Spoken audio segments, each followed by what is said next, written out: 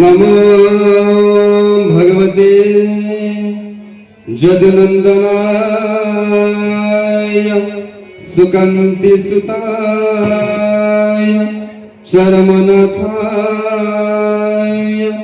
केशवचंद्राय। पवित्र महायज्ञ परमाराध्य परम वंदनीय प्रभुंकर से छंदा अभय चंदा परण धामर शतकोटि बार साष्टांग अभम प्रणाम। तत्पर क्षितिज्योतिर आश्रम महांगा कटकरू आसीथिबा समस्त कर्मकर्ता समस्त गुरुस्वामी ए मंचर परिचालक गौरांग भाई तथा ररुआ शाखा मयूरभंज जिला मातंग पीठरे समस्त सहयोग करिथिबा ए यज्ञ जे कोटाटिए उठेछि जे कलसी नेछि समस्त मोर सप्रेम गुरुस्वामी प्रणाम। मते आज मंचरे सुजोग देथिबारु प्रभुंकर छंदा चरण तले शतकोटि बार पुनश्च प्रणाम। रुद्र भैरवी शांति महायज्ञ इंग्राजी तारीख 3-10-2025 तारीख शुक्रवार आश्विन शुक्ल पक्ष पापांकुश एकादशी ठारू 7 तारीख 7-10-2025 तारीख मंगलवार कुमार पूर्णिमा पर्यंत श्रवण मकर कन्या 17 आश्विन 11 दिन ठारू रेवती मीन कन्या 21-15 दिन पर्यंत स्थान मातंगी पीठ ररुआ मयूरभंज। रुद्र भैरवी शांति महायज्ञ प्रकृति पुरुष उभय एक आउ अभिन्न पुरुषर क्रियाशक्ति गोपनीय अदृश्य प्रकृतिर रूपांतरण और अवदान दृश्यमान जनकर शक्ति आउ जने क्रियाशील तेणु उभय भिन्न रूपरे प्रकाशित हेले मध्य अद्वय पुणी जगत परन्य समस्त जीव जगत भितरे श्रद्धा और विश्वास रूपे अवस्थापित होई समस्त कर्म धर्म संपादन करती और निजे निजर पूजा पोषण को ग्रहण करती ब्रह्म सावित्री भावे सृजन विष्णु लक्ष्मी भावे पावन और रुद्र भैरवी रूपे संहार क्रिया निर्वाह करी चली संहार क्रिया को केवल सत्य विध्वंसन अर्थरे ग्रहण न करी समस्यार निदान अर्थरे बुझी पारिले सृष्टिर प्रत्येक विभागीय प्रक्रिया लीला स्वरूप संदर्शन हेब। प्रकृति मातंगी बा मातृ अंगरे मंगलमयी भूमिका नहीं सिंहवाहिनी भैरवी पुणी ज्ञान विग्रह परम पिता शिव कल्याणकारी होई सर्प चूड़ भैरव सिंह और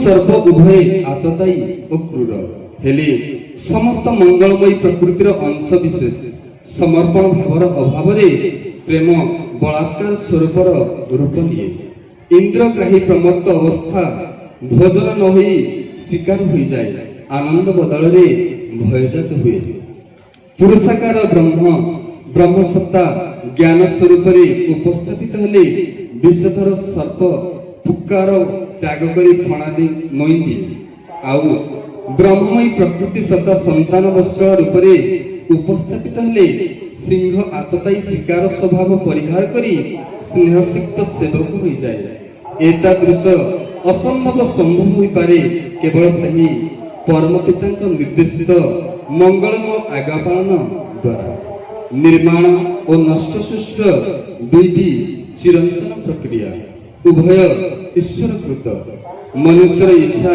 एठारे कार्यकारी हुए नहीं विधिर गतानुगतिक प्रक्रियार बशवर्ती होई स्वाभाविक भावरे नष्ट हेबा ओ अविधियुक्त होई नष्टशीलता को अज्ञान वशतः आमंत्रण करिबा समान कथा नुहे। वर्तमान सृष्टि और तदंतर्गत स्वेच्छाचारी जीवकुल ए नष्ट पथर यात्री निर्माता सदा सर्वदा ता सृष्टिर सुरक्षा पाई तत्पर मात्र आदर्श विरोधी अज्ञान जीव ध्वंस करिबार संकल्प रे दृढ़ परम पिता मंगलमय भगवान मानव कुल को सृष्टि रक्षा निमंते बुझी बुझाइबार कौशल प्रयोग निरंतर लगी रही से कौशल प्रकाशित अवलंबन होउछि आजिर अनुष्ठित हेउथिबा रुद्र भैरवी शांति महायज्ञ प्रयोजन निगूढ़ सूत्र बहन करी आयोजन नियोजन समस्त कल्याणकारी अमृत संतान परम पिता महार्घ्य अवदान रुद्र भैरवी शांति महायज्ञ केउ अभिप्राय अनुष्ठित होउछि केउ जुगर केउ घटना चक्रर फलश्रुति को बहन करी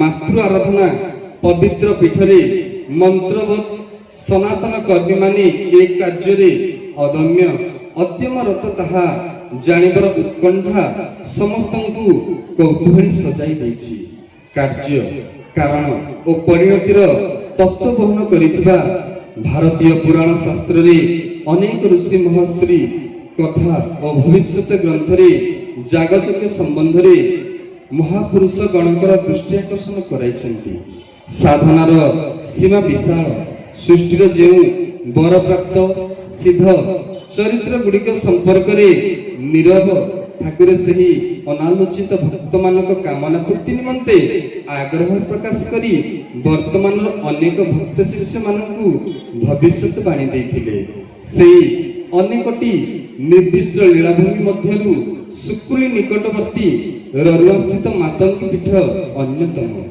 मातंगी नामरे महिमा अवर्णनीय सृष्टिर प्रत्येकटी मातृ अंग हेउछन्ति स्वयं मातंगी पूजनीय प्रकृतिर अन्य नाम हेउछि मातंगी मा माटी पृथ्वी हेउछि मातंगी जीव शरीर को माटी पिंड कहउथिबारु आमे समस्ते सही आदिशक्ति मातंगीर संतान पितांक नाम गान करी सिद्धि अर्जन कले संतानर चरम प्राप्ति होई परिबो पिंड तत्वर न्याय रे अंतर जगत रे शासक्रियार ताले ताले जे नाम गान करा जाय प्रकृति अंशरु जात माटी शरीर सहयोग रे ताहा संभव होई थाए शरीर नहीं तो साधना नहीं कीर्तन नहीं नीरव अजप नाम कीर्तन रे शरीर निष्फल हो रही थाए ब्रह्मांड तत्व मर्मरे नाम संकीर्तन रे मा माटी मृदंग रूप रे संतान को सहयोग करे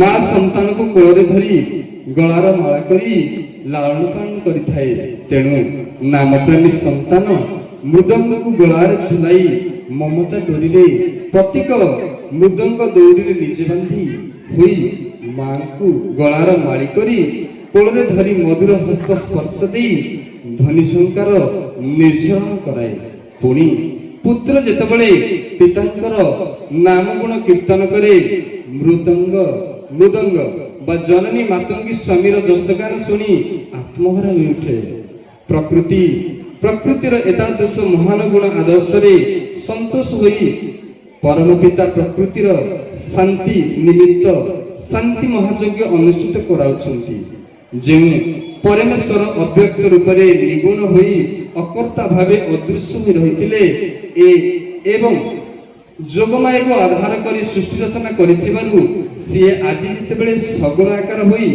धरामंडन करिसेंती प्रकृतिर अवदान को सम्मान जणाई विभिन्न नाम रूप रे संतुष्ट करिबार अनुष्ठान करिचंती पहली रज ठारू बसमती स्नान पर्यंत धरित्री माता को पूजा दिया जाए बोली आमे पाटक मुंडा छेंडीपदा अनुगुण अनुष्ठित होइतिबा यज्ञ स्मरणिकार जानिछन्ति सोनक्षेत्र महांगरे ठाकुरंकर 21 दिन व्यापी पालित होइतिबा आविर्भाव उत्सवर नामकरण करिथिले पुत्राभिषेक प्रभुंक ठारू पंचभूत निष्पन्न होइछन्ति माटी बा पृथ्वी प्रभुंकर सृष्टि होइथिले मध्य ताहार पक्षरे प्रभु जेतेबेले मानव देहरे लीला कले तेणु धरणी को मातृरूप रे पूजा देले निदर्शन स्वरूप आश्रम धरित्री मातांकर एक मंदिर प्रतिष्ठा हो सारी जुगे जुगे राक्षस मानकर अत्याचार बढ़ीगले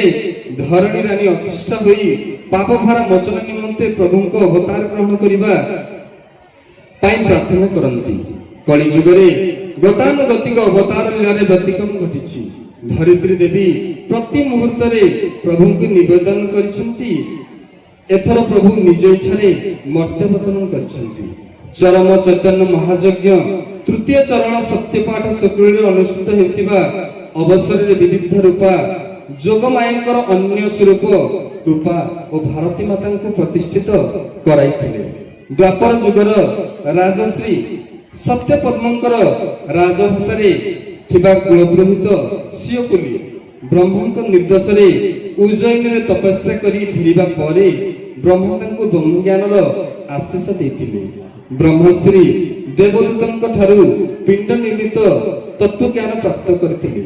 ତାପରେ ଆପଣ ସାଧନା ବଳରେ ତପଜ୍ଞ ଜ୍ଞାନ ପ୍ରାପ୍ତ କଲେ।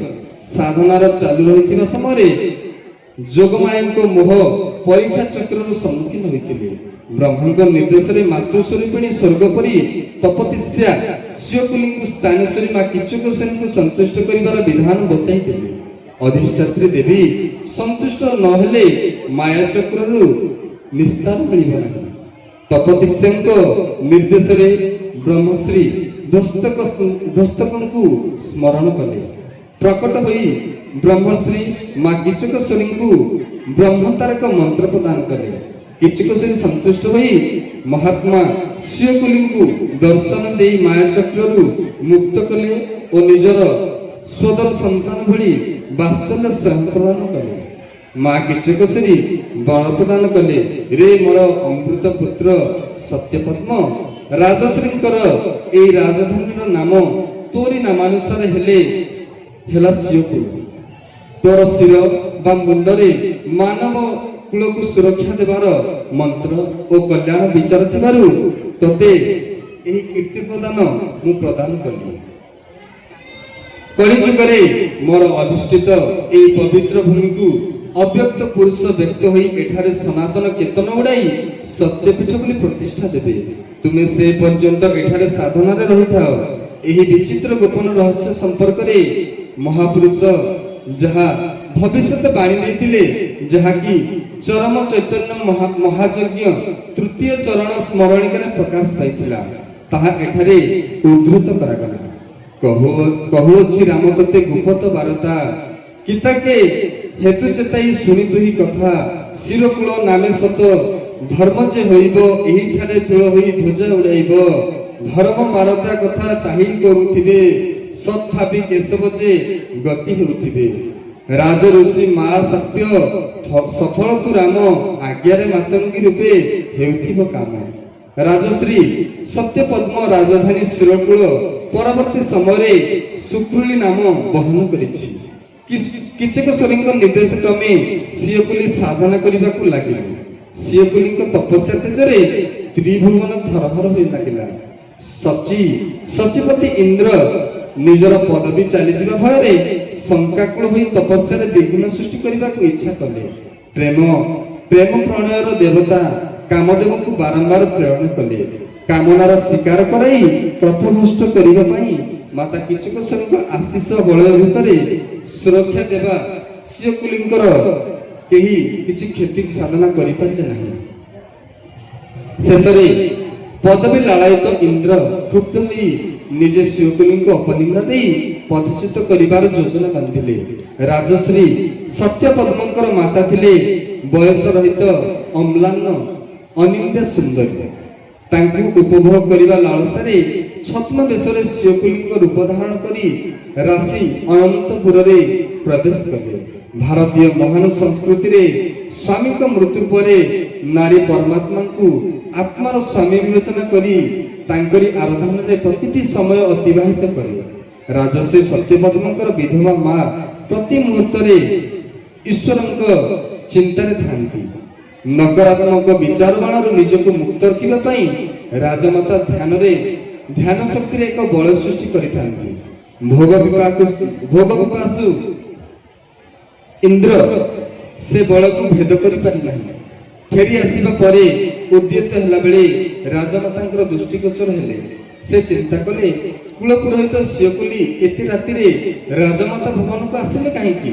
ଯିଏ ଯେତେ ବଡ଼ ସାଧକ ହେଲେ ମଧ୍ୟ ଯେ ପର୍ଯ୍ୟନ୍ତ ବ୍ରହ୍ମଲୀନ ଅବସ୍ଥା ପ୍ରାପ୍ତ ହୋଇନଥାଏ ତାଙ୍କ ଭିତରୁ ସନ୍ଦେହ ତୁଟେ ନାହିଁ।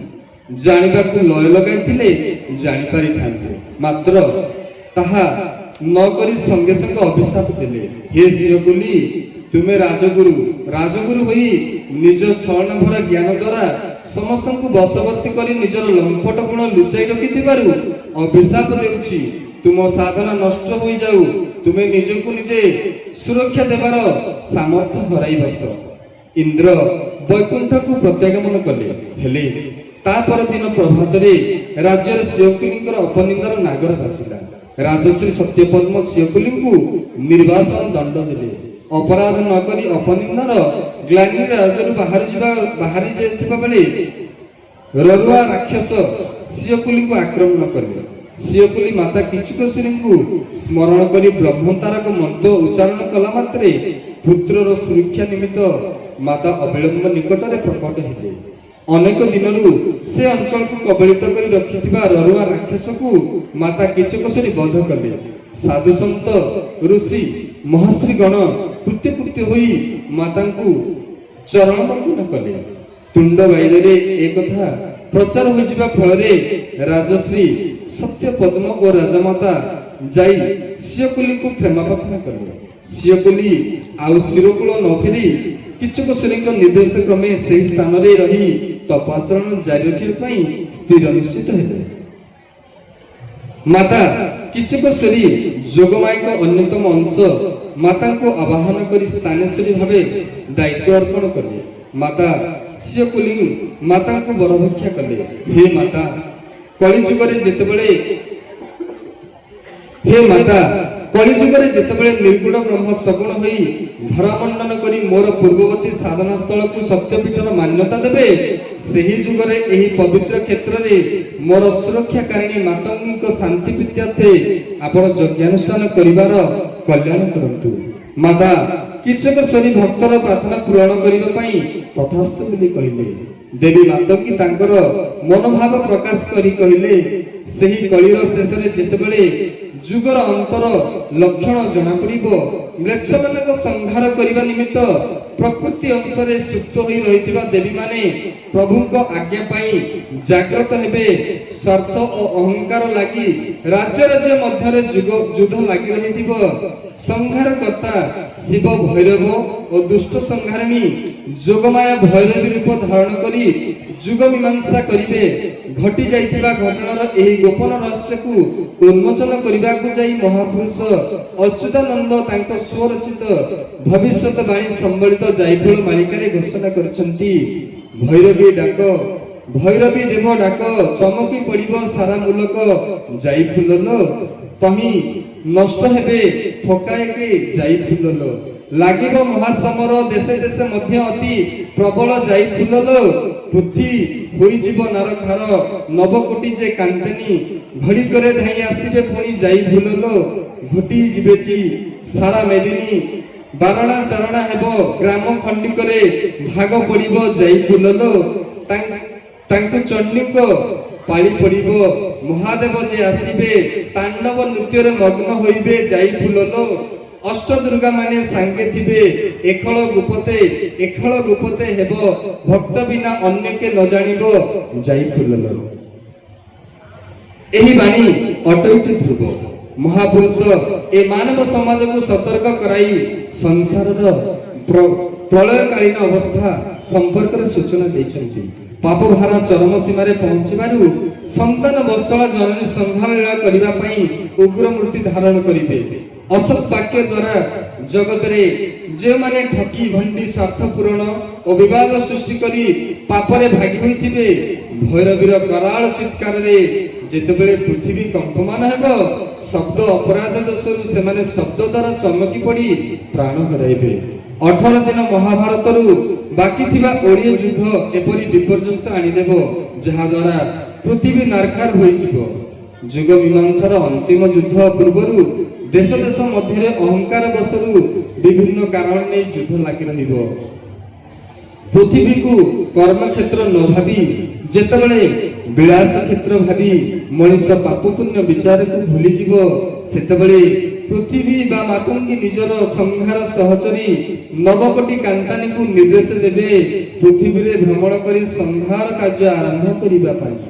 ମହାପୁରୁଷ କହୁଛନ୍ତି ସଂହାର ଲୀଳା ପରିଣତିରେ ମନୁଷ୍ୟଙ୍କ ସଂଖ୍ୟା 12 ଚାରଣା ହୋଇଯିବ, ଅର୍ଥାତ୍ 12 ଲୋକଙ୍କର ପ୍ରାଣହାନି ହୋଇଯିବ। ପୃଥିବୀ ପୃଷ୍ଠରେ ମାତ୍ର 4 ବା 25% ଲୋକ ଜୀବିତ ରହିବେ। କର୍ମ ଅନୁସାରେ କେଉଁ ଦେବୀଙ୍କ ହାବୁଡ଼ରେ ପଡ଼ି କେଉଁ ଉପଚାରରେ କାହାର ମୃତ୍ୟୁ ଘଟିବ ତାହା ମଧ୍ୟ ସ୍ଥିରୀକୃତ ହୋଇ ରହିଛି। ଚଣ୍ଡୀଙ୍କର ଚଣ୍ଡ ମୂର୍ତ୍ତିକୁ ଦେଖି ଗ୍ରାମାଞ୍ଚଳରେ ନୀତିହୀନ ଲୋକମାନେ ପ୍ରାଣତ୍ୟାଗ କରିବେ। ମହାଦେବ ରୁଦ୍ର ମୂର୍ତ୍ତି ଧାରଣ କରି ତାଣ୍ଡବ ନୃତ୍ୟରେ ମଗ୍ନ ହେବେ। ଅଷ୍ଟଦୁର୍ଗା ସାଥିରେ ସଂହାର କାର୍ଯ୍ୟରେ ସହଯୋଗ କରିବେ। ଏମିତି ଗୁପ୍ତ ପ୍ରକ୍ରିୟାରେ ଲୀଳା ସଂଘଟିତ ହେବ। ଜାଗତିକ ଶିକ୍ଷାରେ ଶିକ୍ଷିତ ଭୌତିକ ମାନ ପ୍ରତିଷ୍ଠାରେ ପ୍ରତିଷ୍ଠିତ ବ୍ୟକ୍ତିମାନେ ତାର କଳନା କରି ନପାରି କେବଳ ପ୍ରମାଦ ଗଣିବେ। ମହାପୁରୁଷଙ୍କ ବାଣୀ କୋଟିବାର ସତ୍ୟ ବୋଲି ଦୃଢ଼ ପ୍ରକାଶ କରିଛନ୍ତି। ଦେବୀମାନେ ବିଭିନ୍ନ ରୂପରେ ବିଭିନ୍ନ କୌଶଳରେ ତାଙ୍କ ସଂହାର କାର୍ଯ୍ୟ ସମ୍ପାଦନ କରିବେ। ବିଜ୍ଞାନ ମତରେ ତାର ପରିଭାଷା ଅଲଗା।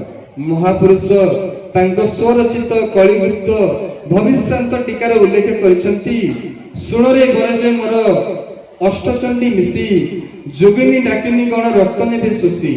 ଦେଖୁ ଦେଖୁ ମ୍ଲେଚ୍ଛଙ୍କୁ ଗୋଡ଼ାଇବେ ଖାଇବେ, ଦେଖୁ ଦେଖୁ ମ୍ଲେଚ୍ଛଙ୍କୁ ଗୋଡ଼ାଇ ଖାଇବେ। ପୃଥ୍ୱୀ ଦେବୀ ଭାରା ଗୋଟି ଉଶ୍ୱାସ କରିବେ। ମହାମାରୀ ଦୁର୍ଘଟଣା ହୋଇବ ବାବୁରେ, ଘରେ ଘରେ ରୋଗ ବ୍ୟାଧି ଲାଗିବ ମହିରେ। ଦେଶେ ଦେଶେ ଯୁଦ୍ଧ ହେବ ମିନ ଛାଏ ସୁତ, ଖବର ଘୁରିବ ତହୁଁ ଦେଖିବ ଜଗତ।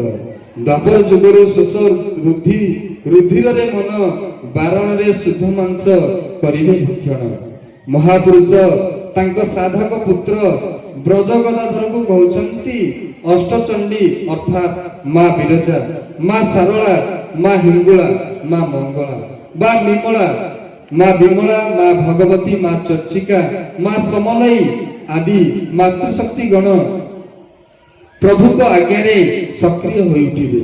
ତାଙ୍କର ଲୀଳା ସହଚରୀ ଯୋଗିନୀ କାନ୍ତାନୀ ମାନେ ଡାକିନୀ ଗଳ ମ୍ଲେଚ୍ଛ ମାନଙ୍କର ରକ୍ତ ଶୋଷି ନେବେ। ପୃଥିବୀରୁ ପାପାଚାରର ଅବସାନ ଘଟିବ। ଆଧ୍ୟାତ୍ମିକ ନ୍ୟାୟରେ ଯେଉଁମାନେ ପ୍ରକୃତି ସ୍ୱରୂପିଣୀ ଦେବୀ ମାତା ଗଣଙ୍କର ସଂହାର ସଙ୍ଗିନୀ ଲୌକିକ ଦୃଷ୍ଟିରେ ସେମାନେ ରୋଗ ବ୍ୟାଧି ମହାମାରୀ ଆଉ ଘଟଣା ଦୁର୍ଘଟଣା ଭାବେ ଜୀବକୁଳକୁ ଗ୍ରାସ କରିବେ। ମୀନ ଶନି ଯୋଗ ପଡ଼ିଥିବା ସମୟରେ ଦେଶ ଦେଶ ମଧ୍ୟରେ ଘୋର ଶକ୍ତି ପରୀକ୍ଷା ହେବ। ସମସ୍ତେ ନିଜ ନିଜର ବୈଜ୍ଞାନିକ ପରାକାଷ୍ଠା ଦ୍ୱାରା ପରମାଣୁ ବୋମା ପ୍ରୟୋଗ କରି ଶକ୍ତି ପ୍ରଦର୍ଶନ କରି ପାରୁଛନ୍ତି ବୋଲି ଗୌରବାନ୍ୱିତ ହେଉଥିବେ।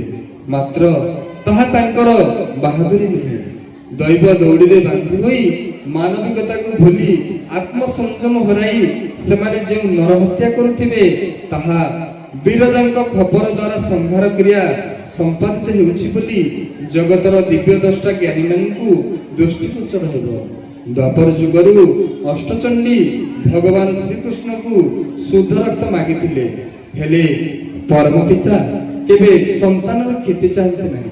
ତେଣୁ ସେ କଥା ଦେଇଥିଲେ ଆସନ୍ତା କଳିଯୁଗରେ ପାପ ଯେତେବେଳେ ଚରମ ସୀମାରେ ପହଞ୍ଚିବ ସେତେବେଳେ ଜ୍ଞାନୀର ପରିଚୟ ବହନ କରିଥିବା ଯୋଗମାର୍ଗୀ ତପସ୍ୱୀ ମାନେ ମାୟାଗ୍ରସ୍ତ ହୋଇ ଅକ୍ଷମଣୀୟ ଅପରାଧ ଅର୍ଜନ କରିବେ। ତପସ୍ୟା କରି ଗୁରୁମନ୍ତ୍ର ମନନ ଦ୍ୱାରା ତାଙ୍କ ରକ୍ତ ଶୁଦ୍ଧ ହୋଇଯିବ। ମାତ୍ର ଧାର୍ମିକର ପରିଚୟ ବହନ କରି ଧର୍ମ ବିରୋଧୀ ପ୍ରକ୍ରିୟାରେ ପ୍ରବୃତ୍ତ ଥିବାରୁ ସେହିମାନଙ୍କର ରକ୍ତକୁ ପାନ କରି ଅଷ୍ଟଚଣ୍ଡୀ ଶାନ୍ତ ହେବେ। ଠାକୁରେ ଚରମରେ ଉଲ୍ଲେଖ କରିଛନ୍ତି, ଯେଉଁମାନଙ୍କର ଭିତର ବାହାର ସମାନ ନୁହେଁ ସେମାନେ କପଟି, ଲମ୍ପଟି, ଖଚୁଆ ମିଛୁଆ, ଈର୍ଷାପରାୟଣ, ଆତ୍ମପ୍ରତିଷ୍ଠା ଆଶାୟୀ ସେମାନେ ହିଁ ମ୍ଲେଚ୍ଛ। ପୂର୍ବ ସାଧନାର ବଳରୁ ତାଙ୍କର ରକ୍ତ ଅଷ୍ଟଚଣ୍ଡୀ ପାନ କରିବା ଯୋଗ୍ୟ ଶୁଦ୍ଧ ରକ୍ତ। ହେଲେ ବର୍ତ୍ତମାନର ସାଧନା ନଥିବାରୁ ତାଙ୍କର ଅନ୍ତର କୁଟିଳ ସ୍ୱଭାବ ସମ୍ପନ୍ନ। ଶାନ୍ତିପୂର୍ଣ୍ଣ ବାତାବରଣକୁ ଅଶାନ୍ତ କରିବା ତାଙ୍କର ପ୍ରକୃତି।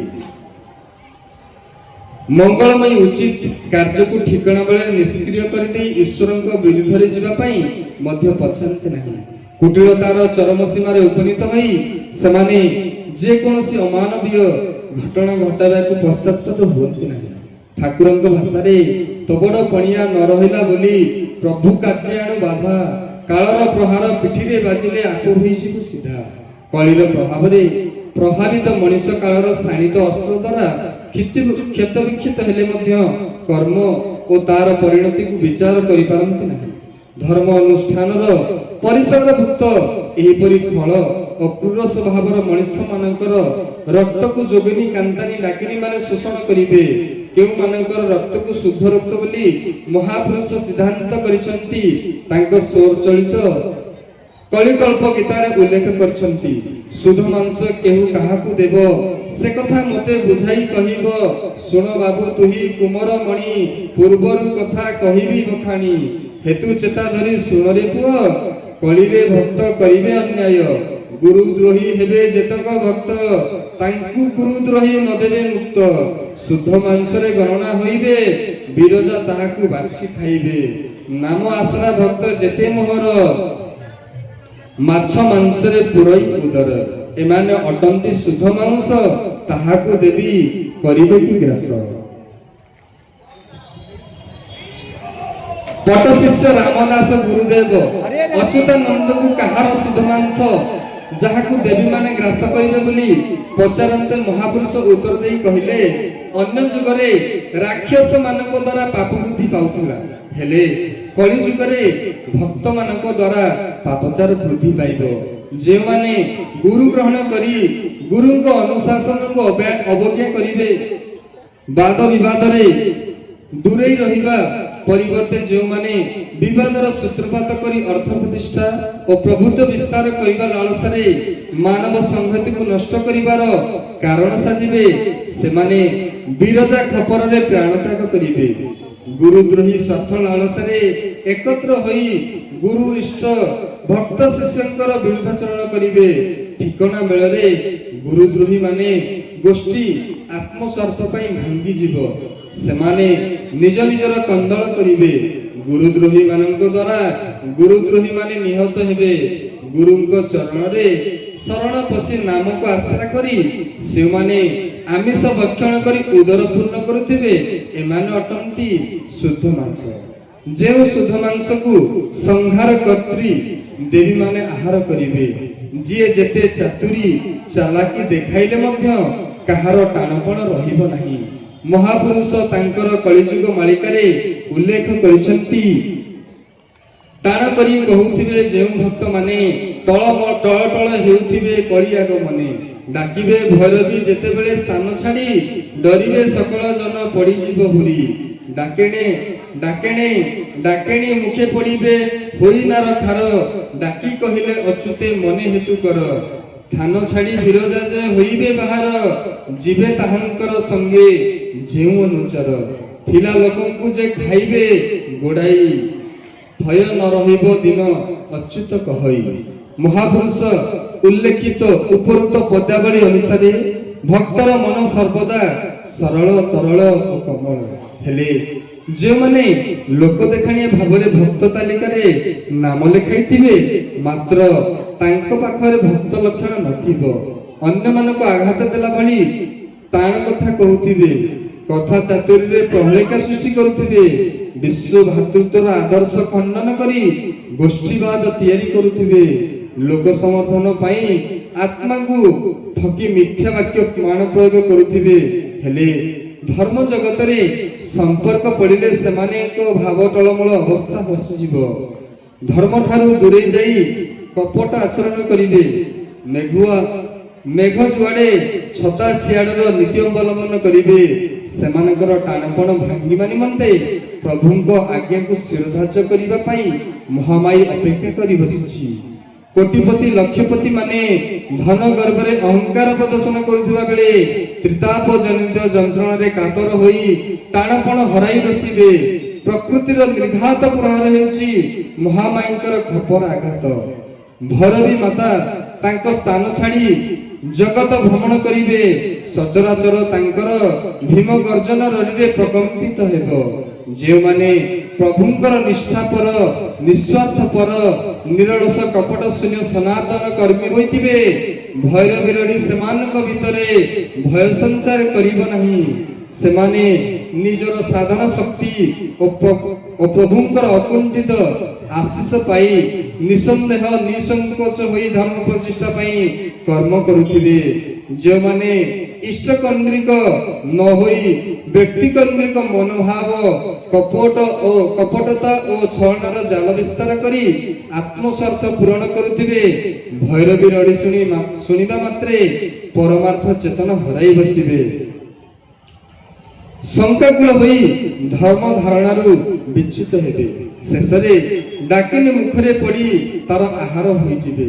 ଥିଲାବାଲା ବୋଲି ଯେଉଁମାନଙ୍କର ଧନୀ ତାଲିକାରେ ନାଁ ଗଡ଼ୁଥିବ, ଧର୍ମ ଅର୍ଥ କାମ ଓ ମୁଖ୍ୟ ଚତୁର୍ବର୍ଗର ମୀମାଂସା ସୂତ୍ରକୁ ଧରି ନ ପାରି ସେମାନେ ସମୟର ଆହ୍ୱାନକୁ ଅପେକ୍ଷା କରୁଥିବେ। ଧନକୁ ଧର୍ମ କାର୍ଯ୍ୟରେ ବିନିଯୋଗ କରିବାର ସୌଭାଗ୍ୟରୁ ବଞ୍ଚିତ ହୋଇଥିବେ। ଧନକୁ ସଦୁପଯୋଗ ନ କରି ସୃଷ୍ଟି ନିୟମକୁ ଉଲ୍ଲଂଘନ କରିବା ପାପ ଦୋଷରୁ ସେମାନେ ମ୍ଲେଚ୍ଛ ଭାବେ ପରିଗଣିତ ହୋଇଥିବେ। ବିରଜାଙ୍କ ଅନୁଚରଣଗଣ ସେହି ମ୍ଲେଚ୍ଛ ଦଳକୁ ଗୋଡ଼ାଇ ଭକ୍ଷଣ କରିବେ। ସାମଗ୍ରିକ ଭାବରେ ସିଦ୍ଧାନ୍ତ ଏହା ଯେ ମଣିଷ ରୂପରେ ଧରା ପୃଷ୍ଠରେ ଜନ୍ମଲାଭ କରି ଯେଉଁମାନେ ମନୁଷ୍ୟଚିତ ସ୍ୱଭାବ ତ୍ୟାଗ କରି ସ୍ୱାର୍ଥପର ପଶୁ ରାକ୍ଷସ ଭଳି ଆଚରଣ କରି ଜଗତର ଅମଙ୍ଗଳ କାରକ ହୋଇଥିବେ, ସେମାନେ ମିନଶନି ମହାଯୋଗ ସମୟରେ ସମସ୍ତେ ବିପର୍ଯ୍ୟସ୍ତ ହେବେ। ନାନାଦି ପ୍ରକ୍ରିୟା ମାଧ୍ୟମରେ ଯାତନା ଯନ୍ତ୍ରଣା ପାଇ ସାରା ଜୀବନକୁ ଅସାର ମଣିବେ। ପୃଥିବୀ ଅଥୟ ହୋଇଯିବ, ପ୍ରକୃତି ସନ୍ତୁଳନ ହରାଇ ବସିବ। ପୃଥିବୀର ଏତାଦୃଶ ଅସ୍ଥିର ଅଥୟ ମାନବିକ ଗୁଣର ବିପର୍ଯ୍ୟୟ କାଳରେ ମାତା କିଚକେଶ୍ୱରୀଙ୍କର ଆଶୀର୍ବାଦ ଓ ଶିରକୁଲି ଋଷିଙ୍କ ବରଭିକ୍ଷା ମହିମା ସାକାର ସ୍ୱରୂପ ଧାରଣ କରିବ। ମାତଙ୍ଗୀ ପୀଠରେ ରୁଦ୍ର ଭୈରବୀ ମହାଯଜ୍ଞ ଅନୁଷ୍ଠିତ ହେବ। ଏ ସମ୍ପର୍କରେ ଭବିଷ୍ୟତ ବାଣୀ ଲିଖିତ ହୋଇଛି। ତାହା ଯେତିକି ଅନୁଶୀଳନ ଯୋଗ୍ୟ ତାଠାରୁ ବେଶୀ ଗୁରୁତ୍ୱପୂର୍ଣ୍ଣ କଥା ହେଉଛି ଠାକୁର ଚରଣନାଥଙ୍କ ଇଚ୍ଛାକୁ ସାକାର ରୂପ ଦେବାର ଉତ୍ସାହ, ଉଦ୍ଦୀପନା ଓ ସଂକଳ୍ପ ସତ୍ସାହସ। ସତ୍ୟପୀଠ ସୁକ୍ରୁଳିରେ ଚରମ ଚୈତନ୍ୟ ମହାଯଜ୍ଞ ଅନୁଷ୍ଠିତ ହେବାର କିଛି ଦିନ ପରେ ଠାକୁରେ ଜୈନଙ୍କ ମାତୃଶକ୍ତିର ଅନୁଷ୍ଠିତ ଅଖ୍ୟାତ ଏବଂ ଲୋକଲୋଚନ ଠାରୁ ଦୂରରେ ଥିବା ଏହି ପବିତ୍ର ଭୂମିକୁ ପ୍ରେରଣ କରିଥିଲେ। ସାଥିରେ କିଛି ଠାକୁରଙ୍କ ଆଶ୍ରିତ ସେବକମାନେ ମଧ୍ୟ ଥିଲେ। ଗୋଟିଏ ନିର୍ଦ୍ଦିଷ୍ଟ ସ୍ଥାନରେ ଅନ୍ୟ ସମସ୍ତଙ୍କ ଗହଣରେ ଛିଡ଼ା ହୋଇ ସ୍ଥାନର ମହିମା କହିଲେ। ତାପରେ ହଠାତ୍ ପୂର୍ବରୁ ଦେଖିଥିବା ପରି ଜଙ୍ଗଲ ଭିତରକୁ ଖୁବ୍ କ୍ଷିପ୍ର ଗତିରେ ଅଗ୍ରସର ହେଲେ। ସମସ୍ତଙ୍କୁ ତାଙ୍କର ଅନୁଗମନ କରିବା ପାଇଁ ଇଙ୍ଗିତ ଦେଲେ।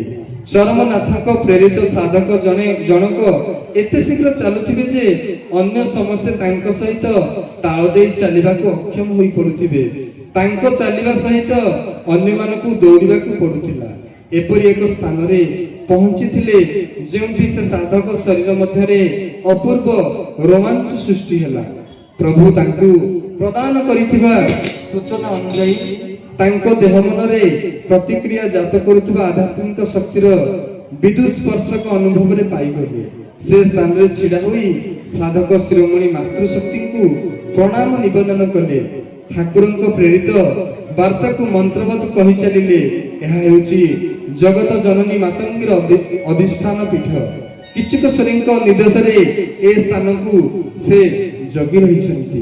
ମାଟି ତଳେ ଶିବ ପାର୍ବତୀଙ୍କ ମନ୍ଦିର ରହିଛି ଓ ଏକାଦଶ ରୁଦ୍ର ହନୁମାନଙ୍କର ମଧ୍ୟ ମନ୍ଦିର ରହିଛି।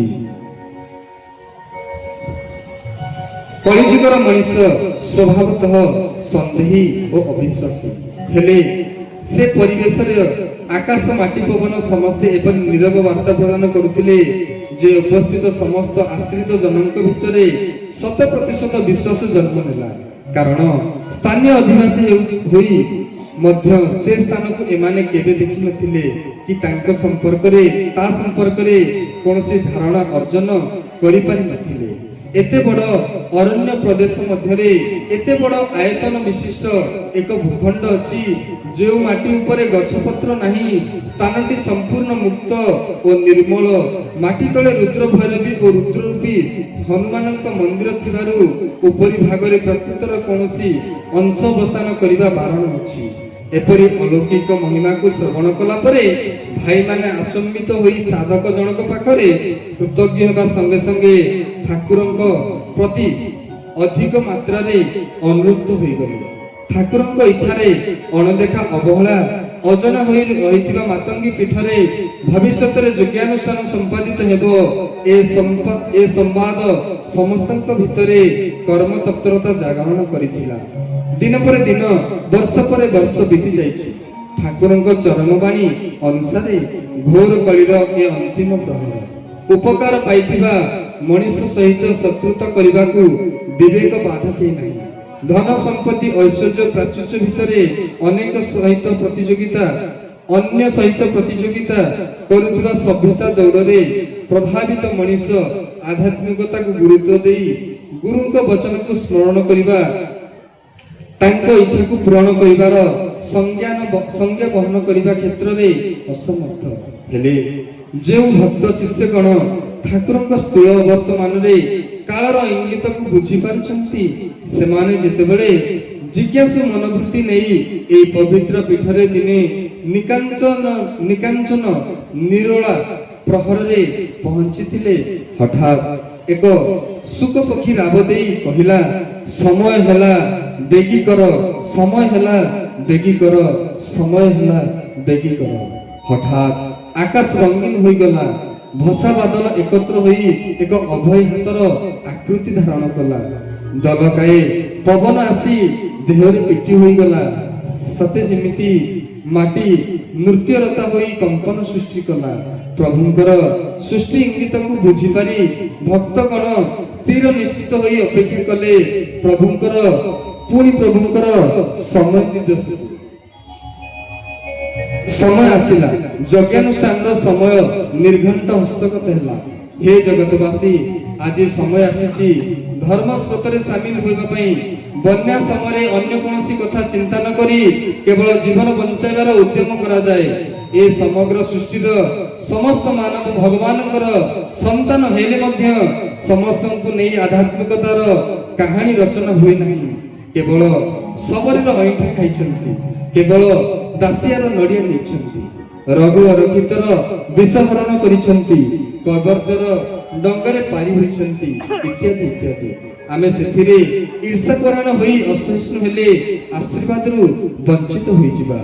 ଜଣେ ସାଧକ ଭକ୍ତକୁ ଠାକୁରେ ମାତଙ୍ଗୀ ପୀଠର ସଂଜ୍ଞାନ ଦେଲେ, ଯଜ୍ଞାନୁଷ୍ଠାନର ବାର୍ତ୍ତା ଦେଲେ, ଆଉ ଜଣକୁ ଯଜ୍ଞର ସମୟ ସୂଚିତ କଲେ। ପାର୍ଥକ୍ୟ କେବଳ ସ୍ଥୂଳ ଓ ସୂକ୍ଷ୍ମର। ସ୍ଥୂଳ ସୂକ୍ଷ୍ମ ଉଭୟକୁ ସମାନ ମଣି ପାରିଲେ ଲୀଳାର ପୂର୍ଣ୍ଣ ସ୍ୱାଦକୁ ଆସ୍ୱାଦନ କରିପାରିବ। ନଚେତ୍ ନକାରାତ୍ମକ ବିଚାରରେ ନିଜକୁ ସଢ଼ାଇ ମାରିବା ସାର ହେବ। ତେବେ ବର୍ତ୍ତମାନର ବିଚାର ସାପେକ୍ଷ କଥା ହେଲା, ମହାପୁରୁଷଙ୍କର ଭବିଷ୍ୟତ ବାଣୀ ଅନୁସାରେ ପୃଥିବୀ ଯେତେବେଳେ ମାନବିକତାର ଅଭାବରେ ରାକ୍ଷସୋଚିତ ଆଚରଣ ପ୍ରଭାବରେ ଅଥୟ ଅସ୍ଥିର ହୋଇଥିବ, ସେତେବେଳେ ଯିଏ ସମୟର ଆହ୍ୱାନକୁ ବୁଝି ପ୍ରଭୁଙ୍କର ଇଚ୍ଛାପୂର୍ତ୍ତି ନିମନ୍ତେ ସର୍ବସ୍ୱ ଉତ୍ସର୍ଗ କରିପାରୁଥିବ, ସେହି ଜୀବନ ସଂଗ୍ରାମର ବିଜୟୀ ନାୟକ। ଏ ଯଜ୍ଞ ସହିତ ଗୋଟିଏ କଥା ସଂଯୁକ୍ତ ହୋଇ ରହିଛି, ଯାହା ସମସ୍ତଙ୍କୁ ସ୍ତବ୍ଧ ଓ ଚକିତ କରିବ ନିଶ୍ଚୟ। ଗୋଟିଏ ଘଟଣା ସହିତ ଅନେକ ସଂଲଗ୍ନ ହୋଇଥିବା ପରି ପ୍ରଭୁଙ୍କର ଏହି ମହାର୍ଘ ଲୀଳା ସହିତ ଯୁଗାନୁବାଦର ଆଉ ଗୋଟିଏ କଥାର ସମ୍ପର୍କ ରହିଛି। ଦ୍ୱାପର ଯୁଗରେ ମାଧୁର୍ଯ୍ୟ ଲୀଳା ଅଧିକାରୀ ଭଗବାନ ଶ୍ରୀକୃଷ୍ଣ ରାସକ୍ରୀଡ଼ା ଦର୍ଶନ କରିବା ପାଇଁ ରୁଦ୍ରଦେବ ଶିବ ଶଙ୍କର ଶ୍ରୀରାଧାଙ୍କର ପରମ ସଖୀ ଲଳିତାଙ୍କ ମାଧ୍ୟମରେ ନାରୀ ରୂପ ଧାରଣ କରି କୁଞ୍ଜମୟରେ ପ୍ରବେଶ କରିଥିଲେ। ଲଳିତାଙ୍କର ସ୍ୱାମୀ ଥିଲେ ପରମ ଶିବ ଭକ୍ତ। ଶିବଙ୍କ ଠାରୁ ରାସ ମହିମା ଶ୍ରବଣ କରି ରାସ ଦର୍ଶନ ପାଇଁ ଆଶାୟୀ ହୋଇଗଲେ। ଦିନେ ଛଦ୍ମବେଶରେ ପ୍ରବେଶ କଲେ। ମାତା ରାସକୁଞ୍ଜ ଦେଖିବା ମାତ୍ରେ ଦୃଷ୍ଟି ଶକ୍ତି ହରାଇ ବସିଲେ। ଲଳିତାଙ୍କ ମିନତି କ୍ରମେ ଭଗବାନ ଶ୍ରୀକୃଷ୍ଣଙ୍କ ଦୃଷ୍ଟି ଶକ୍ତି ଫେରାଇ ଦେଲେ ଓ କଳିଯୁଗରେ ରାସ ଦର୍ଶନ ପାଇଁ ବର ଭିକ୍ଷା କଲେ। କଳିଯୁଗରେ ଅନେକ ଲୀଳାକ୍ଷେତ୍ର ମଧ୍ୟରୁ ଏକ ଲୀଳାକ୍ଷେତ୍ରରେ ଥାନପତି ବା ଗ୍ରାମ ଦେବତା ରୂପରେ ପୂଜା ପାଇବାର ଆଶୀର୍ବାଦ ପ୍ରାପ୍ତ ହେଲେ। ପତି ପତ୍ନୀ ଉଭୟ ନିକଟବର୍ତ୍ତୀ ହୋଇ ରହିବାର ପ୍ରାର୍ଥନା କରନ୍ତେ ପ୍ରଭୁ ତଥାସ୍ତୁ କଲେ। ଏହାର ରହସ୍ୟ ଉନ୍ମୋଚନ କରିବାକୁ ଯାଇ ମହାପୁରୁଷ କହିଛନ୍ତି, ରାଣ ଦେଇଅଛି ରାଣୀକୁ କ୍ଷେତ୍ରେ ପାଟ ଦେବତା, ପାତାଳ ପଥରେ ସାକ୍ଷାତ ଦେଖି ସଖୀ ଲଳିତା। ପରମ ପୁରୁଷ ଆକାରେ ଗ୍ରାମ ରହିଛି ଯୋଗୀ, ହେମନ୍ତ ଅର୍ଦ୍ଧକେ ପୂର୍ଣ୍ଣିମା ତିଥି ପୂଜାରେ ଭାଗି। ରାସ ଦେଖି ନେତ୍ର ହାରିଲା ଅପରାଧେ ଭାଜନ, କୃପାରେ ଧାନପତି ହୋଇ ଭାଗେ ଅଶେଷ ପୁଣ୍ୟ। ସତସଙ୍ଗେ ରାସ ଦର୍ଶନ କରି ହୋଇବେ ତୃପ୍ତି, ରୁଦ୍ର ଭୈରବ ଆଶିଷ କଳି ଶେଷରେ ଖ୍ୟାତି।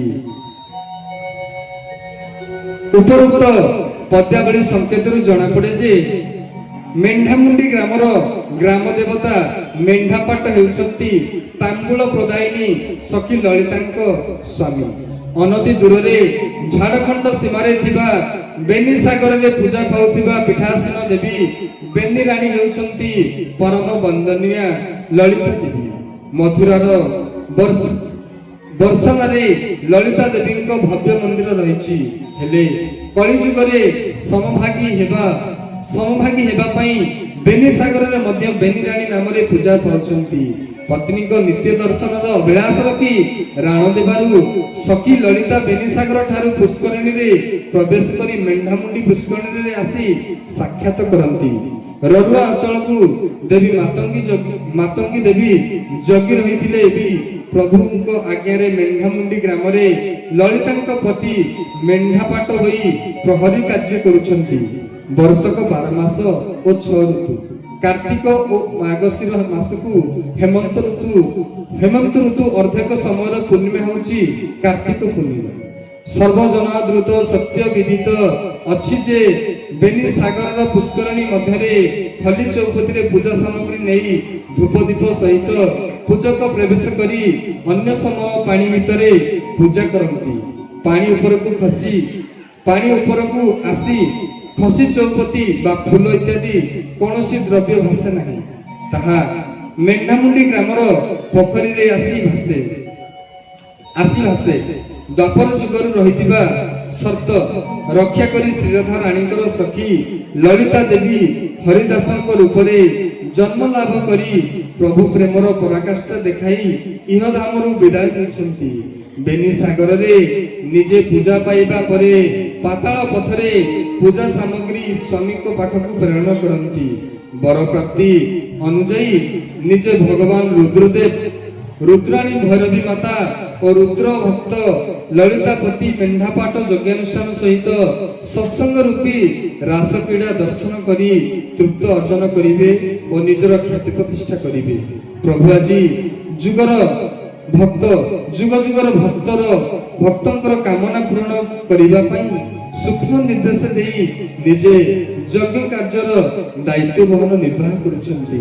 ତେବେ ବର୍ତ୍ତମାନର ବିଚାର ସାପେକ୍ଷ କଥା ହେଲା, ମହାପୁରୁଷଙ୍କ ଭବିଷ୍ୟତବାଣୀ ଅନୁସାରେ ପୃଥିବୀ ଯେତେବେଳେ ମାନବିକତାର ଅଭାବରେ ରାକ୍ଷସୋଚିତ ଆଚରଣ ପ୍ରଭାବ ଦ୍ୱାରା ଅଥୟ ହୋଇ ଉଠିଥିବ, ବିଜ୍ଞାନର ଆସ୍ପର୍ଦ୍ଧା ପାଖରେ ଆଧ୍ୟାତ୍ମିକ ଲାଳିତ୍ୟ ଝଙ୍କାର ନିଷ୍ପନ୍ଦ ହୋଇ ଯାଉଥିବ, ସେତିକି ବେଳେ ଯିଏ ସମୟର ଆହ୍ୱାନକୁ ବୁଝିପାରି ପ୍ରଭୁଙ୍କର ବ୍ରହ୍ମବାକ୍ୟ ଓ ଇଚ୍ଛାକୁ ସାକାର ରୂପ ଦେବା ନିମିତ୍ତ ସର୍ବସ୍ୱ ଉତ୍ସର୍ଗ କରିପାରୁଥିବ, ସେ ହିଁ ଜୀବନ ସଂଗ୍ରାମର ବିଜୟୀ ନାୟକ।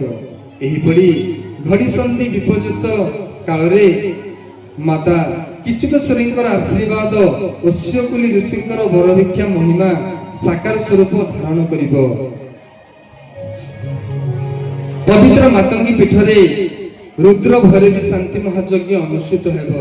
ଏ ସମ୍ପର୍କରେ ମହାପୁରୁଷ ତାଙ୍କ ସ୍ୱରଚିତ କଳିଯୁଗ ଭବିଷ୍ୟାନ୍ତ ଟୀକାରେ ଘୋଷଣା କରିଛନ୍ତି।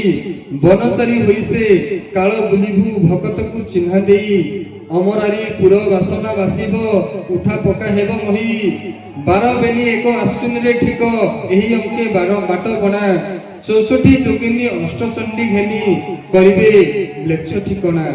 ଗ୍ରହ ମଧ୍ୟ ବୁଧ ବସାଣ ହୋଇବ ବାଣରେ ରାଘବ ସୁତ ଛାଡ଼ି ଯୋଗ ମାୟା ବଢାଇନ କାୟା ଜଗିଛି ମାତଙ୍ଗୀ ପୀଠ। ପ୍ରଭୁ ଆଜ୍ଞା ପାଇ ଭୈରବୀ ଡାକିବ ପଶିବୁ ପାଦେ ଶରଣ ଏହାରି ମଧ୍ୟରେ ମହାଜାଗ ଦେହ ଏହାରି ମଧ୍ୟରେ ମହାଜାଗ ଘର ଠିକେ ଠିକେ ରାମ ଶୁଣ। ପୃଥିବୀ କମ୍ପିବ ହାଡ଼ମାଳ ଦେହ ହେବ ଯୁଦ୍ଧ ଅନର୍ଗଳ ଭକତ ଖୋଜିବ ଖଚୁଆ ମରିବ ଘଡ଼ିକେ ପ୍ରାଣକଳ। ଉପରୋକ୍ତ ପଦ୍ୟାବଳୀରେ ମହାପୁରୁଷ ଯେଉଁ ବାର୍ତ୍ତା ଦେଇଛନ୍ତି ତାହା ହେଲା ମହାପୁରୁଷଙ୍କୁ ଭାବ ଜଗତରେ ନିଜର ପ୍ରତ୍ୟକ୍ଷ ଉକ୍ତି ପ୍ରକାଶ କରି ପ୍ରଭୁ କହିଛନ୍ତି ଯେ କଳିର ସେହି ଘୋର ବିପର୍ଯ୍ୟସ୍ତ କାଳରେ ଭବାରଣ୍ୟ ମଧ୍ୟରେ ଆମେ ଭକ୍ତଗଣକୁ ଚିହ୍ନା ଦେବା ପାଇଁ ଛଦ୍ମବେଶ ଧାରଣ କରି ବନଚାରୀ ବା ସନ୍ନ୍ୟାସ ବେଶରେ ଭ୍ରମଣ କରିବୁ। ଅଜ୍ଞାନ ଜଳକାମାନେ ଆତ୍ମାଙ୍କୁ ଚିହ୍ନି ପାରିବେ ନାହିଁ, ମାତ୍ର ମର ଜଗତରେ ଅମର ଦେବତା ବିଚରଣ କରିଥିବାରୁ ଭକ୍ତ ସମୂହଙ୍କୁ ମର୍ତ୍ତପୁର ବୈକୁଣ୍ଠର ତୃପ୍ତି ପ୍ରଦାନ କରୁଥିବେ। ଅଚେତନ ସାଧାରଣ ବ୍ୟକ୍ତି ପାଇଁ ପୃଥିବୀ ଅଶାନ୍ତ ଭୟଙ୍କର ଓ ବିପଦପୂର୍ଣ୍ଣ ପ୍ରତୀୟମାନ ହେବ। ମହାପୁରୁଷ ଯଜ୍ଞାନୁଷ୍ଠାନର ସମୟ ସୂଚନା ଦେବାକୁ ଯାଇ କହିଲେ 12 ବେନି 1 ଆଶ୍ୱିନରେ ଠିକ ଏହି ଅଙ୍କେ ବାଟମଣା। 12 ବେନି କହିଲେ 2ଟି 12 ସଂଖ୍ୟା 2 ଅର୍ଥାତ୍ 24 ତାପରେ 1 24 କୁ 1 ରେ ଜଣାଇ ଦେଲେ ହେଲା 25।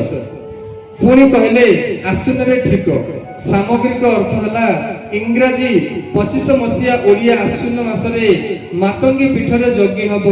ଏହାର ପୂର୍ବରୁ ଠିକ ବା ସ୍ଥିର ହୋଇଅଛି। ଏହି ଅଙ୍କେ ବାଟମଣା କହିଲେ କଳିର ପ୍ରଭାବରେ ଲୋକମାନେ ଧର୍ମବିଚ୍ୟୁତ ହୋଇଯାଉଥିବାରୁ ସମସ୍ତଙ୍କୁ ପ୍ରତ୍ୟେକଟି କଥା ସଳଖ ସହଜ ସୁନ୍ଦର ଦେଖାଯିବ ନାହିଁ। ସମସ୍ତେ ବାଟମଣା ହୋଇ ସବୁଥିରୁ ଛିଦ୍ର ବାହାର କରିବାର ଚେଷ୍ଟା କରିବେ। ଗୁଣ ଭିତରୁ ଟାଣି ଓଟାରି ଗୁଣ ବାହାର କରି କନ୍ଦଳ ସୃଷ୍ଟି କରିବେ। ହେଲେ ଭବିତବ୍ୟ ଯାହା ଅବଶ୍ୟ ଘଟିବ। ନ୍ୟାୟର ଖଳବଳର ପ୍ରାଦୁର୍ଭାବ ବଳବତ୍ତର ହୋଇପାରିବ ନାହିଁ। ବର୍ତ୍ତମାନ ସମାଜରେ ସରକାରଙ୍କ ଯୋଜନାରେ ଯେମିତି ଅସାଧୁ ଉପାୟ ଅବଲମ୍ବନ କରି ଅପ୍ରାପ୍ତକୁ ପ୍ରାପ୍ତ କରୁଥିବା ଲୋକମାନେ ଅନୁସନ୍ଧାନ ପରେ ଦଣ୍ଡ ସ୍ୱରୂପରେ ଜେଲ ଜୋରିମାନାର ଶିକାର ହେଉଛନ୍ତି, ସେମିତି ଈଶ୍ୱରଙ୍କ ସାମ୍ବିଧାନିକ ଗୋଇନ୍ଦା କର୍ମଚାରୀ ଗଣ ଗୁରୁଦ୍ରୋହୀ ଓ ଧର୍ମଦ୍ରୋହୀ ବା ମ୍ଲେଚ୍ଛମାନଙ୍କୁ ଠିକଣା କରିବା ପାଇଁ ନିଯୁକ୍ତ ହୋଇ ରହିଛନ୍ତି। ସେମାନେ ସେବିକାମାନେ ହେଲେ 64 ଯୋଗିନୀ, 80 ଡାକିନୀ, ନବକୋଟି କାନ୍ତାନୀ ଓ ଅଷ୍ଟଚଣ୍ଡୀ। ଏମାନେ ମ୍ଲେଚ୍ଛମାନଙ୍କୁ ଠିକଣା କରି ଗୁରୁ ସମ୍ବିଧାନରେ ଦଣ୍ଡବିଧାନ କରିବେ। ଯଜ୍ଞ ସମୟର ଇଂରାଜୀ ବର୍ଷ ଓଡ଼ିଆ ମାସକୁ ପ୍ରକାଶ କଲା ପରେ ଯଜ୍ଞ ଆରମ୍ଭର ତିଥି ସୂଚିତ କରିବାକୁ ଯାଇ ତଳଧାଡ଼ିର ମହାପୁରୁଷ କହିଲେ ଗ୍ରହ ମଧ୍ୟ ବୁଧ ବସାଣ ହୋଇବ ବାଣରେ ରାଘବ ସୁତ। ଗ୍ରହମାନଙ୍କ ମଧ୍ୟରେ ପାଞ୍ଜି ଗଣନା କ୍ରମରେ ବୁଧଙ୍କ ସ୍ଥାନ ହେଉଛି ଚତୁର୍ଥ। ସୂର୍ଯ୍ୟ ଚନ୍ଦ୍ର ମଙ୍ଗଳ ବୁଧ, ତେଣୁ ମହାପୁରୁଷଙ୍କର ଠାର ଅନୁସାରେ ଚତୁର୍ଥ କହିଲେ ସଂଖ୍ୟା ହେଉଛି 4। 4 ପାଖରେ ବାଣକୁ ବସାଣ କରିବ। 12 କହିଲେ ମଦନ ଦେବତାଙ୍କ ପଞ୍ଚବାଣ, ଚିତ୍ର ଅଶୋକ ନବମଲ୍ଲିକା ନୀଳୋତ୍ପଳ ଅରବିନ୍ଦ, ସଂଖ୍ୟା ହେଲା 5। ରାଘବ ସୁତ କହିଲେ ଭଗବାନ ଶ୍ରୀରାମଙ୍କର ପୁତ୍ର ଲବକୁଶ, ସଂଖ୍ୟା ହେଲା 2। 4ଟି ଯାକ ସୂଚିତ ସଂଖ୍ୟାକୁ ଯୋଗ କଲେ 4 ଯୁକ୍ତକ 5 ଯୁକ୍ତକ 2 ସମାନ 11। 11 ହେଉଛି ମହାପୁରୁଷ। ମହାପୁରୁଷଙ୍କ ସୂଚନା ଅନୁଯାୟୀ ରୁଦ୍ର ଭୈରବୀ ଶକ୍ତି ମହାଯଜ୍ଞ, ରୁଦ୍ର ଭୈରବୀ ଶାନ୍ତି ମହାଯଜ୍ଞ ଆଶ୍ୱିନ ମାସ ଶୁକ୍ଳ ପକ୍ଷ ପାପାଙ୍କୁଶ ଏକାଦଶୀ ତିଥିଠାରୁ ଆରମ୍ଭ ହୋଇ ଯୋଗମାୟୀଙ୍କର ଅନନ୍ତ ଶକ୍ତି ଅଂଶରୁ ଦେବୀ ମାତଙ୍ଗୀ କାୟା ବିସ୍ତାର କରି ଯଜ୍ଞ ପୀଠକୁ ସତର୍କତାର ସହ ଜଗି ବସିଛନ୍ତି। ପ୍ରଭୁଙ୍କ ଆଜ୍ଞା ପାଇଁ ଭୈରବୀ ମାତା ଯେତେବେଳେ ରଡ଼ି ଛାଡ଼ିବ ସେତେବେଳେ ପୃଥିବୀରେ ଆତଙ୍କ ଖେଳିଯିବ। ତା ପୂର୍ବରୁ ଯେଉଁମାନେ ପ୍ରଭୁଙ୍କ ଶ୍ରୀଚରଣ ତଳେ ଶରଣ ପଶିଥିବେ ସେମାନେ ନିସ୍ତାର ପାଇବେ। ଏହି ଘନ କାଳ ଦେଇ ମାନବ କୁଳକୁ ସମ ଅତିବାହିତ କରୁଥିବା ବେଳେ ପ୍ରଭୁ ନିର୍ଦ୍ଦେଶିତ ଯଜ୍ଞ ସମ୍ପାଦନ କରିବେ। ମହାପୁରୁଷ ରାମଦାସଙ୍କୁ ସମସ୍ତ କଥା ବିସ୍ତୃତ ଭାବରେ ନ କହି ଟିକେ ଟିକେ ବା ସଂକ୍ଷେପରେ କହିଛନ୍ତି ଧରିତ୍ରୀ ମାତା ଅଥୟ ହୋଇ ହାହାକାର କରିବ। ଚତୁର୍ଦିଗରେ ମଣିଷରେ କୁଳ କୁଳ ଶବ ବିଛାଡ଼ ହୋଇ ପଡ଼ିଥିବ। ଦେଶ ଦେଶ ମଧ୍ୟରେ ବା ଦେଶ ଦେଶ ଭିତରେ ଅବିଶ୍ରାନ୍ତ ଯୁଦ୍ଧ ଚାଲିଥିବ। ଏହି ସମୟରେ ଭକ୍ତମାନେ ଶରଣ ଖୋଜିବେ, ଧର୍ମ କାର୍ଯ୍ୟରେ ପ୍ରବୃତ୍ତ ହେବେ। ଖଚୁଆ ମିଛୁଆ ଲାଞ୍ଚ ମାନେ ଭୈରବୀ ଡାକରେ ଆତଙ୍କିତ ହୋଇ ଆକସ୍ମିତ ପ୍ରାଣତ୍ୟାଗ କରୁଥିବେ। ଈଶ୍ୱରଙ୍କୁ କର୍ତ୍ତା ବୋଲି ବରଣ କରିଥିବା ସତ୍ୟନିଷ୍ଠ ଭକ୍ତମାନେ ନିସ୍ତାର ପାଇବେ। ପ୍ରଭୁଙ୍କ ଶରଣରେ ଥାଇ ଜନ୍ମ ଓ ଜୀବିକାକୁ ସାର୍ଥକ କରିବେ। ସଦାତ୍ମା ଗଣ ଯଦି ସମସ୍ତେ ଦେଶ ବିଦେଶ ଖବର ରଖୁଥିବେ ତେବେ ନିଶ୍ଚୟ ଜାଣିପାରୁଥିବେ ବିଜ୍ଞାନର ଚରମ ଉନ୍ନତି ସତ୍ତ୍ୱେ ମଣିଷ ଶାନ୍ତିରେ ନିର୍ଦ୍ୱନ୍ଦ୍ୱ ଜୀବନ ବହିବା ବଦଳରେ ପ୍ରତିହିଂସା ପରାୟଣ ହୋଇଛି। ମାନବ ଧର୍ମ ଆଦର୍ଶ ଠାରୁ ମଣିଷ ବହୁତ ଦୂରରେ। ସାଧାରଣ ନାଗରିକ ଠାରୁ ଜନନାୟକ ପର୍ଯ୍ୟନ୍ତ ସବୁରି ଭିତରେ ଆତ୍ମସ୍ୱାର୍ଥର ଛବି ଚିତ୍ରିତ ହୋଇଛି।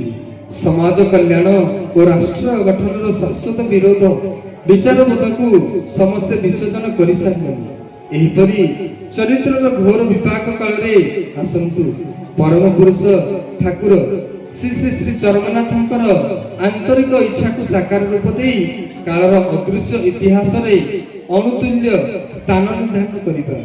ଉତ୍ତରଦାୟିତ ହିସାବରେ ସନାତନ ଧର୍ମର ଉତ୍ତରଣ ପାଇଁ ଉତ୍ତରଦାୟିତ୍ୱ ବହନ କରିବା।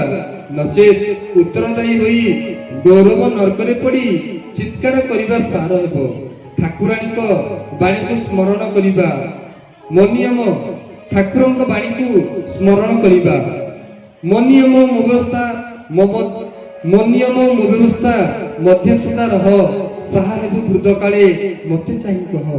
ତାଙ୍କର ନିୟମ ତାଙ୍କର ବ୍ୟବସ୍ଥା ହେଲା ଜନକଲ୍ୟାଣକାରୀ। ସାମୂହିକ ଧର୍ମ ଅନୁଷ୍ଠାନର ସହଯୋଗ କରିବା, ମିଳିମିଶି କାର୍ଯ୍ୟବାହୀ ଦେବା। ତାଙ୍କ ଭାଷାରେ ଏଠାରେ ଯିଏ ଯାହା କରୁଛି ଆମ ମୁହଁକୁ ଚାହିଁ ଜଗତ କଲ୍ୟାଣ ଉଦ୍ଦେଶ୍ୟରେ କରୁଛି। ତାଙ୍କୁ ଆନ୍ତରିକ ସହଯୋଗ କରିବୁ। ଅସହଯୋଗ କରିବାକୁ ସରଳ ପ୍ରାଣ ଭାଇ ମାନଙ୍କୁ ପ୍ରବର୍ତ୍ତେଇବୁ ନାହିଁ। ଆସନ୍ତୁ ପ୍ରଭୁଙ୍କ ବାଣୀକୁ ଲକ୍ଷ୍ୟରେ ରଖି ଠାଣି ନିର୍ଣ୍ଣୟ କରି ଶ୍ରୀପାଦୁକା ପାଣି ପାଇବାକୁ ନିଜକୁ ଯୋଗ୍ୟ ଭାବେ ଗଢ଼ି ତୋଳିବା। ସୃଷ୍ଟିର ମଙ୍ଗଳ ହେଉ। ସତ୍ୟମେବ ଜୟତେ। ଶ୍ରୀ କେଶବ ସମର୍ପଣ ମସ୍ତୁ। ଓମ୍ ଶାନ୍ତି, ଓମ୍ ଶାନ୍ତି, ଓମ୍ ଶାନ୍ତି। ଗୁରୁ ଶାନ୍ତି। ହରି